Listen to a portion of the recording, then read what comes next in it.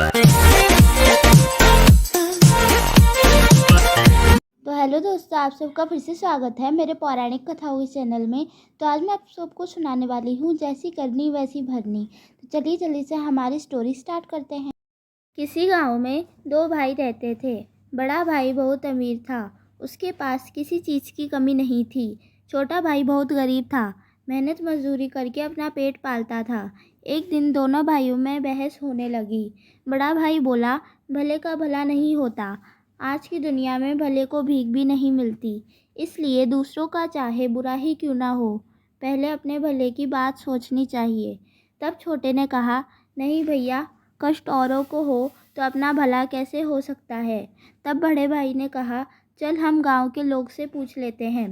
तेरी बात सही निकली तो मेरे पास जितना धन है वह सारा तेरा, और मेरी बात सही निकली तो तेरे पास जो कुछ भी है वह सारा मेरा।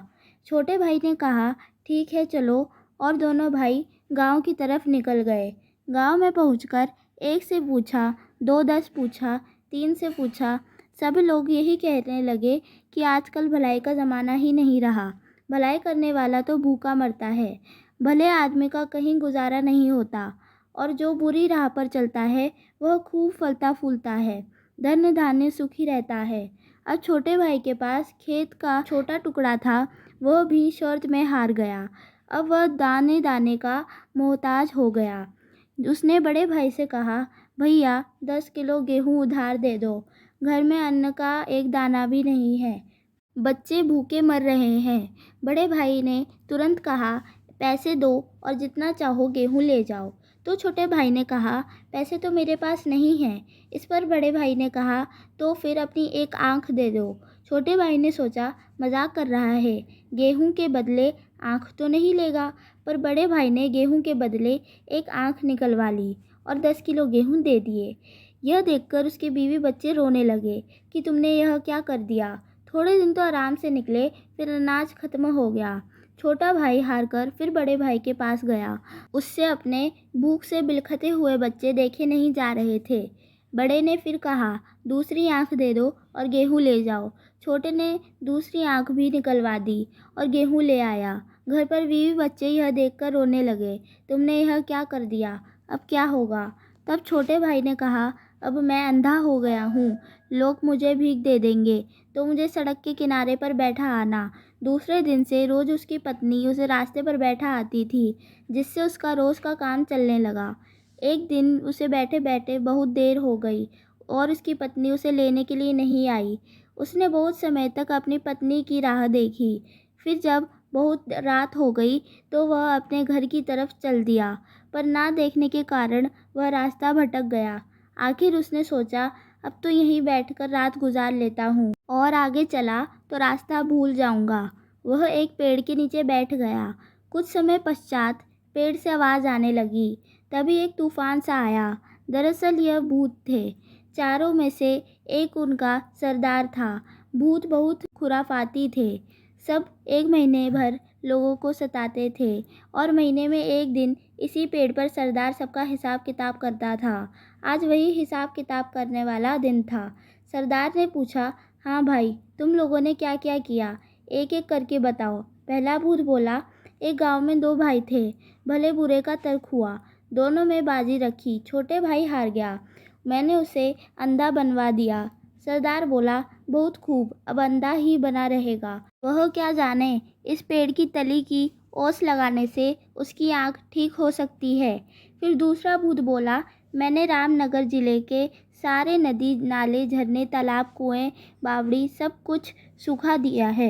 पानी के लिए हाहाकार मचा हुआ है, कई कोस तक पानी नहीं है, सब यूं ही तड़प तड़प कर मर जाएंगे। भूतों का सरदार बोला, बहुत खूब, प्यासे मरे सब, उन्हें क्या पता, वहीं पहाड़ के तले साथ मिट्टी की परतें हटा देने से पानी फिर आ सकता है। तीसरा भूत बोला, सरदार, राजा की बेटी की शादी होने वाली थी, नगर में खुशियाँ मनाई जा रही थी, पर मैंने राजकुमारी को गूंगा बना दिया, जिससे उसकी शादी नहीं हो पाई। महल में मातम छा गया। सरदार ने कहा, वाह, बहुत खूब, वह गूंगी ही रहेगी, किसी को क्या मालूम, इस पेड़ की झूमती जटा को पीसकर पिला देने से वह बोलने लगेगी। खैर चलो, 1 महीने बाद इसी दिन फिर यहीं मिलेंगे। फिर एक तूफान सा उठा और चारों भूत चले गए। तब तक सवेरा हो गया। अंधे भाई ने सबसे पहले वहाँ की ओस की बूंदें अपनी आँखों पर लगाई। उसकी आँखें लौट आई। वह खुशी से झूम उठा। उसने जल्दी से पेड़ की जटा ली और घर लौटा। उसकी आँखें वापस आ जाने पर सब घरवाले बहुत खुश हुए। उसने सारा किस्सा अपनी पत्नी को सुनाया और घर से निकल गया और सीधे रामनगर पहुंचा। वहाँ की हालत देखी तो रोने लायक थी। सूख कर धरती फट रही थी। कहीं भी एक बूंद भी पानी नहीं था। हाहाकार मचा हुआ था। उसने पहाड़ के नीचे से 7 परतें निकाली ही थी कि फिर कुएं, तालाब, झीलों में पानी ही पानी हो गया। वहाँ के राजा ने उसे अपार धन दिया। फिर वह राजा के साथ महल में जा पहुँचा। महल में जाते ही उसने कहा, महाराज, मैंने सुना है कि राजकुमारी गूंगी हो गई है। मैं उसे ठीक कर सकता हूँ। उसने झट से पेड़ की जटा को पीसकर राजकुमारी को पिला दिया और राजकुमारी बोलने लगी तो राजा बहुत खुश हुआ। राजा ने सोने के सिक्कों से उसकी झोली भर दी, गाड़ी घोड़ा दिया और रहने के लिए एक महल देकर परिवार के साथ यहाँ आकर रहने को कहा। छोटा भाई धन से लदा घर लौटा। उसके परिवार में खुशी की लहर दौड़ गई।